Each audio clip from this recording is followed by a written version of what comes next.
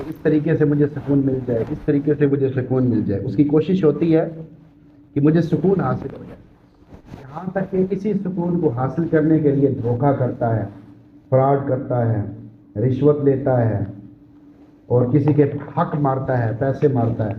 پیچھے وجہ کیا ہے کہ مجھے سکون مل جائے، میرے مزے ہو جائیں، میں اپنی مرضی کی چیزیں کھا لوں، چاہت کی چیزیں کھا لوں، اپنی خواہشات کو پورا کر لوں، مجھے سکون ہی سکون مل جائے۔ اسی چکر میں وہ اپنے آپ کو مزید بے سکون کرتا ہے۔ جو آدمی اللہ کی نافرمانی کرتا ہے وہ بے سکونی کی سزا میں مبتلا ہو جاتا ہے۔ اسی کا اعلان اللہ تعالیٰ اپنی پاک کتاب میں فرما رہے ہیں، الذین آمنوا، جو لوگ ایمان والے ہیں، سکون ان کے لیے۔ سکون کن لوگوں کے لیے؟ الذین آمنوا، جو ایمان والے ہیں، نمبر ایک سکون ان کے لیے۔ وتطمئن قلوبہم بذکر اللہ، اور ان کے دل اللہ کے ذکر سے مطمئن ہوتے ہیں۔ اللہ کا ذکر کرتے ہیں تو سکون ملتا ہے، قرآن سنتے ہیں تو سکون ملتا ہے، قرآن پڑھتے ہیں تو سکون ملتا ہے، دین کی بات کرتے ہیں تو سکون ملتا ہے۔ یعنی یہ ان کے سکون کی نشانی ہے کہ ان کو سکون کیسے ملتا ہے؟ اللہ کے ذکر میں سکون ملتا ہے۔ آدمی جتنی بھی نافرمانیاں کرتا ہے بظاہر اس میں سکون نظر آ رہا ہوتا ہے، لیکن اس میں سکون نہیں ہوتا، آدمی اور پریشان ہوتا ہے۔ جتنا آدمی فلمیں دیکھتا ہے، ڈرامے دیکھتا ہے، یہ چیزیں دیکھتا ہے، اتنا آدمی بے سکونی کی دلدل میں پھنستا چلا جاتا ہے۔ پھر دیکھتا ہے کہ بھائی وہ تو مزے ہیں، یہ کر رہے ہیں، وہ کر رہے ہیں، تو پھر آدمی کہتا ہے یار میرے پاس یہ کیوں نہیں؟ اندر سے نا ایک بے سکونی کی جڑ اندر پیدا ہو رہی ہوتی ہے، بے سکونی کا درخت اندر بن رہا ہوتا ہے، پھر اسی کے نتیجے میں آدمی ٹینشن، ڈپریشن کا شکار ہوتا ہے۔ ہائے میں نے آج تک کچھ نہیں کیا، ہائے میں آج تک کچھ نہیں کر سکا، لوگوں نے اتنا پیسہ کما لیا، لوگوں نے یہ کر لیا، میں نے کیا کیا؟ اسی چکر میں آدمی کے بال سفید ہو جاتے ہیں۔ کہتے ہیں کہ آدمی روتا رہتا ہے، ہائے مجھے یہ نہیں ملا ہے، اور اپنی طاقت کو ضائع کرتا ہے۔ پھر جب اس کے پاس پیسہ آ جاتا ہے اس کے پاس طاقت نہیں ہوتی، ختم ہوتا ہے، اس کی زندگی کا اختتام ہو جاتا ہے۔ پھر بچوں کے لیے سوچنا یہ ایک ثانوی چیز ہے، پہلے اپنے لیے سوچیں، بچوں کو اللہ پالے گا۔ بچوں کا رازق کون ہے؟ اللہ ہے، آپ نہیں ہیں۔ آپ اپنے طور پہ کوشش کریں بظاہر، لیکن ہر وقت اسی فکر میں لگے رہنا کہ میرا کچھ بن جائے، میرے بچوں کا کچھ بن جائے۔ اب آدمی اپنے بچوں کے لیے حرام اکٹھا کرتا ہے، پھر وہ حرام بچوں کو تباہ کر کے رکھ دیتا ہے۔ حرام کسی نہ کسی طریقے سے ضرور نکلے گا۔ ایک آدمی کہیں سے 10 روپے چوری کرے گا، 10 روپے غلط طریقے سے لے گا، کسی نہ کسی جگہ سے اس کے 100 روپیہ ضرور جائے گا، اس کے یعنی ڈبل سے ڈبل جائے گا۔ سود لے کے جو آدمی پیسے لیتا ہے دوسری طرف سے وہ پیسہ نکل بھی رہا ہو۔ اللہ کے نبی فرما رہے ہیں کہ، اور اللہ تعالیٰ بھی قرآن پاک میں فرما رہے ہیں کہ سود جو ہے یہ مال کو تباہ کر کے رکھ دیتا ہے، مال کو خراب کر کے رکھ دیتا ہے۔ اب ظاہری طور پہ فائدہ نظر آ رہا ہے، ظاہری طور پہ آدمی کو لگ رہا ہے پیسے بڑھ رہے ہیں، لیکن اندر سے پیسے ختم ہو رہے ہیں اور بے برکتی ہو جائے گی۔ اس کی مثال کیا ہے؟ جہاں آپ کا 100 روپیہ لگنا ہے وہاں آپ کا 500 روپیہ لگ جائے گا۔ جہاں آپ کا 500 روپیہ لگے آپ کچھ بھی نہیں کر سکیں گے۔ آپ دکانوں پہ پھریں گے، یار یہ چیز کتنے کی ہے، چینی کتنے کی ہے، تو یہ 142 کی ہے، اتنے کی ہے، اتنے کی ہے۔ اچھا پھر اس کسی دکان سے آپ اتنا پھریں، پھر آپ کسی دکان سے جب چینی لیں گے نا تو آپ 2 روپے کے لیے پھریں گے، یار ادھر کیا پتہ ادھر 140 ہو، کیا پتہ 144 ہو، یہاں 142 ہے۔ آپ اس کو 6 روپے زیادہ دے کے اس سے آپ واپس بھی نہیں دے سکتے۔ یعنی آپ کچھ پیسے آدمی جب لیتا ہے نا تو آج کل یہ رواج بن گیا ہے، 5 روپے 6 روپے 7 روپے باقی بچتے ہو نا دکاندار نہیں دیتا، یا کبھی کبھی ایک ٹافی پکڑا دیتا۔ اچھا بندہ کہے کہ بھائی آپ نے ابھی اتنی مشقت کی، اتنا آپ ادھر سے پھیر کے گئے، اور کہ بھائی یار یہ چینی ذرا سستی مل جائے نا 44 کی، میں ایک مثال دے رہا ہوں چینی کی، کہ یہ چیز اتنے کی اتنی مل جائے، اور پھر آپ نے وہاں پر کیا کیا؟ چپ چاپ پیسے دے آئے۔ اور اچھا دینے والا بھی بڑے مزے سے وہ نہیں دیتا دکان والا، حالانکہ یہ ظلم ہے، یہ بہت بڑا ظلم ہے۔ 5 روپے 6 روپے 3 روپے، بھائی 1 روپیہ ہو، 1 روپیہ کسی کا ہونا تو یہ بھی ٹھیک نہیں ہے۔ یہ دینے والا بھی غلط کر رہا ہے اور وہ جو لے رہا ہے وہ تو غلط کر ہی رہا ہے، لیکن یہ دینے والا بھی غلط کر رہا ہے جو اس پہ چپ کر کے بیٹھا ہوا ہے۔ یعنی یار شرم آئے، یہ بڑا ایک اندر وہ بن چکا ہے ہر آدمی کا، یہ بڑا مشکل کام ہو گیا۔ اور اگلا آدمی بڑے مزے سے، وہ کوئی پرواہ نہیں ہوتی، بھائی ٹافی کی طرف سے آ گئی، میرے پیسے دے، اگر اتنی بڑی دکان تو نے بنائی ہوئی ہے تو پیسے تو دے نا واپس۔ کس لیے؟ یہ کیا ہے؟ 1 روپے کے لیے آدمی، میں نے خود کئی دفعہ اس چیز کو نوٹ کیا ہے کہ اگلے آدمی کی بالکل دینے کی نیت نہیں ہوتی. اور اگر آپ مانگ لیں گے کہ یار یہ کتنا بھوکا ہے یار، وہ خدا کے بندے اپنا حق مانگ رہا ہوں، حلال کمائی مانگ رہا ہوں. اگر حلال کمائی ہے تو اس سے لو، ایک ایک روپیہ لو. کسی جگہ پہ بھی ایسے پیسے نہیں چھوڑنے چاہیے. تندور والے ہیں یا کسی جگہ پہ بھی ہیں، ان کو بھی اس چیز کا خیال رکھنا چاہیے. فروٹ والے کو فروٹ جو خراب فروٹ ہے وہ اوپر رکھنا چاہیے کہ بھائی یہ خراب فروٹ ہے، اس کا ریٹ کم ہے. یہ اچھا فروٹ ہے، سارے سیب اس میں اچھے ہیں، اس کا 210 روپے ریٹ، تھوڑا ریٹ زیادہ لگا لیں لیکن کم از کم چیز تو صحیح دو. اچھا یہ کیا کرتے ہیں، ریٹ بھی پتہ نہیں یہ کیا موضوع چل پڑا، ریٹ بھی اپنی مرضی کا لگاتے ہیں، سیب بھی اپنی مرضی کا ہی دیتے ہیں. اچھا بندہ دیکھ رہا ہوتا ہے ہائے ادھر سے کوئی جو ہے نا کوئی خراب، لیکن وہ اتنے ان کا تجربہ ہے نا، آپ جب گھر پہنچیں گے نا تو آپ کی بیگم کہے گی ایک ہی آندہ ہی یہ تو سارے جو ہے نا یہ تو خراب ہے. یہ کئی دفعہ یعنی اس بات کا، ایک دفعہ میں نے اتنی توجہ نہیں کی، جب گھر جا کے دیکھا تو سارے خراب. اوہ میں نے کہا یار یہ دیکھ یعنی کتنا ہی، اور بظاہر آدمی بڑے ایسے ایسے اوپر اوپر سے اٹھا کے دیا ہوتا ہے. تو یہ یعنی بہت بڑی کوشش کرنی چاہیے. مسلمان وہ ہے جو نہ کسی کو دھوکہ دے اور نہ کسی سے دھوکہ کھائے. دھوکہ کھانا بھی ٹھیک نہیں کہ آدمی کہ چل یار بس خیر ہے دھوکہ کھا لوں میں، یہ نہیں ٹھیک. اپنی کوشش کرنی چاہیے. اللہ تعالیٰ ایک قانون بیان کر رہے ہیں، تیرے رب نے ایک فیصلہ کیا ہے. وَإِذْ تَأَذَّنَ رَبُّكُمْ، تیرے رب نے ایک فیصلہ کیا ہے. لَإِن شَكَرْتُمْ، اگر تم شکر ادا کرو گے، لَأَزِيدَنَّكُمْ، میں تمہاری نعمتوں کو بڑھاتا چلا جاؤں گا، تمہیں اور زیادہ دوں گا.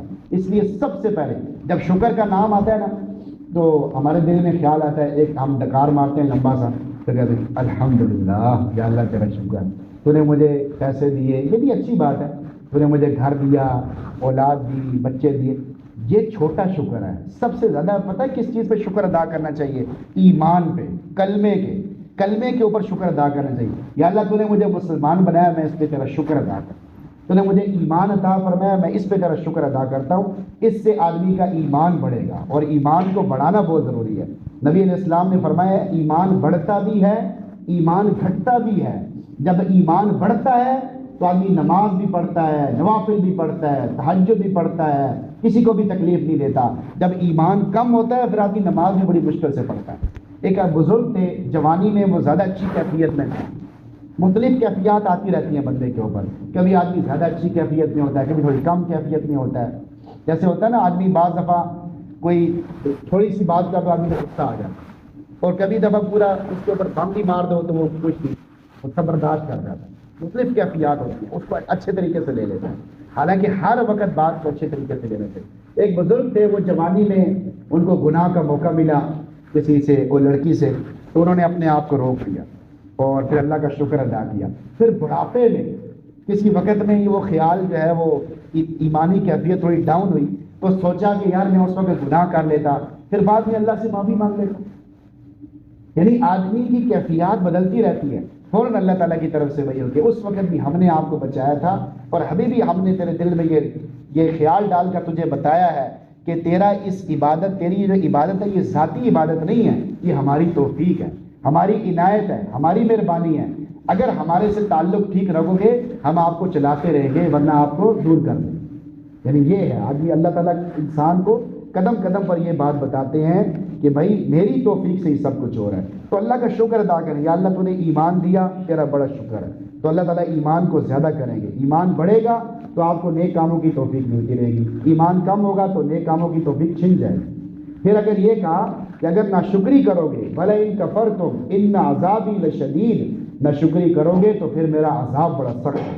پھر اللہ کا عذاب آ جاتا ہے، پھر آدمی یعنی صفر ہو جاتا ہے. سب کچھ ہوتے ہوئے بھی آدمی پریشان ہوتا ہے، سب کچھ ہوتے ہوئے بھی آدمی کو سمجھ نہیں آتی میں کیا کروں. بہت سارا مال ہوتے ہوئے بھی آدمی خودکشی کر بیٹھتا ہے. سر چیز ہے، کار ہے، بنگلہ ہے، چیز سکون نہیں. یہ پتہ نہیں مجھے کیا ہونے والا ہے، تھوڑی دیر کے بعد پتہ نہیں کیا ہونے والا ہے، تھوڑی دیر کے بعد پتہ نہیں کیا ہونے والا ہے. یہ اتنا سوار ہو گیا ہے کہ بس وہ سکون ختم ہو گیا. وقال الشیطان لما قضی الامر، شیطان قیامت کے دن کہے گا اللہ نے جو تم سے وعدہ کیا تھا سچا وعدہ کیا تھا، جو میں نے تم سے وعدہ کیا تھا وہ جھوٹا وعدہ کیا، آج تم نے دیکھ لیا. تو پھر سارے لوگ اس کو کہیں گے تیری غلطی ہے، تیری غلطی ہے. وہ کہے بھائی میری غلطی نہیں ہے، تمہاری اپنی غلطی ہے. لا تلومونی ولوموا انفسکم، مجھے برا بلا نہ کہو، اپنے آپ کو برا بلا کہو، مجھے برا بلا نہ کہو. وقد مکروا مکرہم، لوگوں نے بھی مکر کیا، مسلمانوں کے ساتھ مکر کیا، دین والوں کے ساتھ مکر کیا، نبی کے ساتھ مکر کیا. وعند اللہ مکرہم، اور اللہ کے پاس بھی ایک مکر، اللہ کے سامنے ہے ان کا مکر. جی وَإِن كَانَ مَكْرُهُمْ، اگرچہ ان کا مکر ایسا تھا کہ اس سے پہاڑ بھی ہل سکتا تھا. لِتَزُولَ مِنْهُ الْجِبَالُ، پکا ایمان والے ہی بچتا ہے، ورنہ کمزور ایمان والے تائید کرنے لگ جاتے ہیں. ان کو سمجھ نہیں آتی کہ اس موقع پہ کیا کرنا ہے، کیا نہیں کرنا، کیا بولنا ہے، کیا نہیں بولنا، ان کو پتہ ہی نہیں چلتا. بعض تو اسی کفر کے دریا میں، نافرمانیوں کے دریا میں بہہ جاتے ہیں اور انہیں کی تصدیق بھی کر بیٹھتے ہیں، کیونکہ یہ اتنے بڑے اس میں سازشیں کرتے ہیں کہ اس سے پہاڑ بھی ہل سکتا ہے. جی یعنی اتنا بڑا سازشیں کرتے ہیں، اتنا نقصان پہنچانے کی کوشش کرتے ہیں. آج بھی جو ملحدین ہیں، لبرل قسم کے لوگ ہیں، وہ دین کے بارے میں طرح طرح کے اعتراضات پیدا کرتے ہیں. بھائی عورت کو کہتے ہیں تو آزاد نہیں ہے. بھائی عورت کو کس طرح کی آزادی چاہیے؟ کون سی آزادی عورت کو دینا چاہتے ہیں؟ رشتوں کو ختم کرنا چاہتے ہیں. یہ تو پاکیزہ رشتے ہیں، مقدس رشتے ہیں، وہ چاہتے ہیں یہ رشتے ہی ختم ہو جائیں، عورت کی کوئی قیمت ہی نہ رہے. عورت کی قیمت تو خاوند کی وجہ سے ہے، بیٹی کی وجہ سے ہے. بیٹی ہے تو باپ اور بیٹی کا کتنا پیارا رشتہ ہے، بہن اور بھائی کا کتنا پیارا رشتہ ہے، ماں اور بچوں کا کتنا پیارا رشتہ ہے. یہ رشتوں کو ختم کرنا چاہتے ہیں، یہ اڑا کے ہر چیز کو. مغرب کی عورت کی کیا عزت ہے؟ ٹیشو پیپر کی طرح استعمال کیا، بس پھینک دیا. بس یہی نیت، یہی سوچ، بس یہی سب کچھ، اور کچھ بھی نہیں ان کے ذہن میں آتا. تو وہ یہی چاہتے ہیں کہ مسلمان بھی ایسے بن جائیں، اور کچھ بھی نہیں چاہتے. لا تمدن عینیک الی ما متعنا به ازواجا منهم، آپ لوگوں کی دی ہوئی چیزوں کی طرف اپنی آنکھ اٹھا کر بھی نہ دیکھیں. کافروں کے پاس یہ ہے، کافروں کے پاس یہ ہے، کافروں کے پاس یہ ہے، ہر چیز ہے ان کے پاس، دنیا کے پاس، دنیا کی. تو اللہ تعالیٰ کہہ رہے ہیں ان کی طرف آنکھ اٹھا کے بھی نہ دیکھیں. ولا تحزن علیہم، ان کے بارے میں بہت زیادہ پریشان بھی نہ ہوں کہ یار یہ کیا جو ہے نا. نبی علیہ السلام تو بہت زیادہ پریشان ہوا کرتے تھے، دعائیں مانگا کرتے تھے. وَخْفِضْ جَنَاحَكَ لِلْمُؤْمِنِينَ، اپنے بازوؤں کو بچھا دیں مومنین کے لیے. مسلمانوں سے محبت کریں، مسلمانوں کی فکر کریں، مسلمانوں کو بار بار سمجھاتے رہیں. یہاں پہ اللہ تعالیٰ ایک اور ذکر فرما رہے ہیں، وَالْخَيْلَ وَالْبِغَالَ، گھوڑے، بغال، خچر، حمیر، گدھے، یہ تین بڑی بڑی سواریاں. لِتَرْكَبُوهَا وَزِينَةً، تم اس پہ سوار ہوتے ہو اور زینت کی تمہیں یعنی خوبصورتی بھی ملتی ہے. وَيَخْلُقُ مَا لَا تَعْلَمُونَ، ہم پیدا کریں گے جو تم نہیں جانتے. گاڑی، جہاز، موٹر سائیکل، یہ ساری چیزیں اس کے اندر آ رہی ہیں. پہلے اللہ نے یہ ذکر کر دیا، ساتھ ہی اللہ نے فرمایا کہ اللہ پیدا کرے گا جو تم نہیں جانتے. اب پچھلے زمانے میں یہ تصور تھا موٹر سائیکل ہوگا، گاڑی ہوگی، جہاز ہوگا، یہ نئی نئی چیزیں ہوں گی، ٹرین ہوگی، مطلب اس طرح کی چیزیں جنہوں نے سفر کو کتنا آسان کر دیا ہے. تو یہ پہلے کسی کے، یہ آگے ایک اور اللہ نے ذکر فرمایا کہ جانوروں میں بھی تمہارے لیے عبرت ہے، سوچنے کی بات ہے کہ ہم اس کے پیٹ میں سے گوبر اور خون کے درمیان سے پاکیزہ دودھ تمہیں نکال کے دیتے ہیں. گوبر اور خون کے درمیان سے پاکیزہ دودھ تمہیں نکال کے دیتے ہیں. سائغ للشاربین، جو تمہیں بڑا مزیدار لگتا ہے، یعنی پاکیزہ دودھ. اب پاکیزہ دودھ تو خیر شہروں میں تو ملتا ہی نہیں، وہ تو پتہ نہیں دودھ ہے یا کیا چیز ہے یہ بھی نہیں پتہ، تو کیا ہے کچھ پتہ نہیں. تو بہرحال جو ڈبے والا دودھ ہے اس سے کچھ بہتر ہی ہے کہ چلو پانی جتنا بھی ڈالا ہے، لیکن کھلا دودھ اس سے بہتر ہی ہے. لیکن بہرحال وہ خالص دودھ، دنیا کی نعمتیں بھی خالص نہیں ہو رہی ہیں، وہ ہمیں خالص طور پہ نہیں مل رہی. لیکن آخرت میں ہر چیز خالص ملے گی. دودھ خالص ملے گا، شہد خالص ملے گا، اور آخرت کی ہر چیز خالص ہوگی. ایسے ابھی آہستہ آہستہ دنیا کی چیزیں بھی خالص نہیں ملیں گی آدمی کو، اور پتہ ہی نہیں چلے گا کہ آدمی کس چیز پہ چل رہا ہے. ابھی آج کل جو ہم چیزیں کھا رہے ہیں نا، یہ پتہ نہیں ہم کیا کھا رہے ہیں، کوئی پتہ نہیں. ایک ڈاکٹر صاحب خود کہہ رہے تھے کہ ہمیں نہیں پتہ کہ یہ کیا ہے، یہ ہم کیا کھا رہے ہیں، یہ گھی بھی ہے کہ نہیں، یہ پتہ نہیں کیا ہے. اسی طرح جتنی بھی چیزیں ہیں تو یہ اللہ ہی چلا رہا ہے. پھر یعنی طرح طرح کی بیماریوں سے اللہ ہی بچا رہا ہے. یہ دونوں باتیں ہیں کہ پتہ نہیں ہم کیا کھا رہے ہیں. یہ جو ڈاکٹر حضرات ہیں یہ زیادہ تھوڑا بہت جانتے ہیں نا زیادہ، تو یہ کہتے ہیں کہ کوئی پتہ نہیں ہم کیا کھا رہے ہیں، ہماری خوراکیں ٹھیک نہیں ہیں. اس کے باوجود اللہ بڑی بڑی بیماریوں سے بھی بچا رہا ہے، چلا رہا ہے، کھلا رہا ہے، ہنسا رہا ہے، سب کچھ اللہ کر رہا ہے. لیکن یہ اللہ کی بہت بڑی نشانی ہے تو کہ اللہ نے خون اور گوبر کے درمیان سے دودھ نکالا ہے. یہ آدمی کے لیے بہت بڑی ایک نشانی ہے کہ اندر کوئی فیکٹری نہیں لگی ہوئی، کوئی سسٹم نہیں لگا ہوا. یہ اللہ کی بہت بڑی نشانی. آدمی کہتا ہے نا اللہ کی کوئی نشانی ظاہر ہو، یہ اللہ کی بہت بڑی نشانی ہے. اس کے علاوہ اللہ کہتے ہیں میں تمہیں روزانہ نشانیاں دکھا رہا ہوں. وَيُرِيكُمْ آيَاتِي، اللہ تمہیں روزانہ نشانیاں دکھا رہا ہے، روزانہ. فَأَيَّ آيَاتِ اللَّهِ تُنْكِرُونَ، تم اللہ کی کس کس نشانی سے شک میں پڑو، یعنی وہ نسبت اپنی طرف کرو گے، نہیں میرا کمال ہے، یہ نشانی نہیں، یہ میرا کمال ہے، یہ جو ایسے میں نے کیا یہ میرا کمال ہے، یہ جو مجھے چیز ملی یہ میرا کمال ہے، یہ جو مجھے فائدہ ہوا یہ میرا کمال ہے، یہ مجھے نفع ہوا یہ میرا کمال ہے۔ یہ آدمی کی غلط فہمی ہے، سب کچھ اللہ کے فضل سے ہوتا ہے، اللہ کے کرم سے ہوتا ہے۔ اللہ تعالیٰ نے یقین کامل عطا فرمایا۔ الحمدللہ رب العالمین والعاقبۃ للمتقین والصلاۃ والسلام علی سید الانبیاء والمرسلین ربنا اغفر لنا ذنوبنا واسرافنا فی امرنا وثبت اقدامنا وانصرنا على القوم الکافرین۔ یا اللہ جو کچھ کہا گیا سنا اس پہ عمل کرنے کی توفیق عطا فرما، ہمیں قرآن پڑھنے سننے سمجھنے کی توفیق عطا فرما، ہمارے گھروں میں قرآن کی آوازیں بلند فرما، لڑائی جھگڑے فسادات یا اللہ اس کی نفرتیں ختم فرما، ہر گھر میں چین سکون راحتیں محبتیں الفتیں پیدا فرما۔ یہ جتنے بھائی بیٹھے ہیں جس کی کوئی جائز حاجت ہے، کوئی پریشانیوں کا مسئلہ ہے، سب کے معاملات کو حل فرما، سب کی پریشانیوں کو دور فرما۔ یا اللہ فلسطین کے مظلوم مسلمانوں کی مدد فرما، بے کس مسلمانوں کی مدد فرما، مظلوم عورتوں کی مدد فرما، مظلوم بچوں کی مدد فرما، مسلمانوں کو یا اللہ جمع ہونے کی توفیق عطا فرما، مسلمانوں کو امت واحدہ بننے کی توفیق عطا فرما۔ یا اللہ ہماری کسی غلطی کی وجہ سے، کسی کوتاہی کی وجہ سے، کسی گناہ کی نوسط کی وجہ سے ہمیں ایمان سے محروم نہ فرمانا۔ رمضان کے روزوں کی طاقت عطا فرما، تراویح پڑھنے کا اہتمام نصیب فرما، برحمتک یا جزاک اللہ۔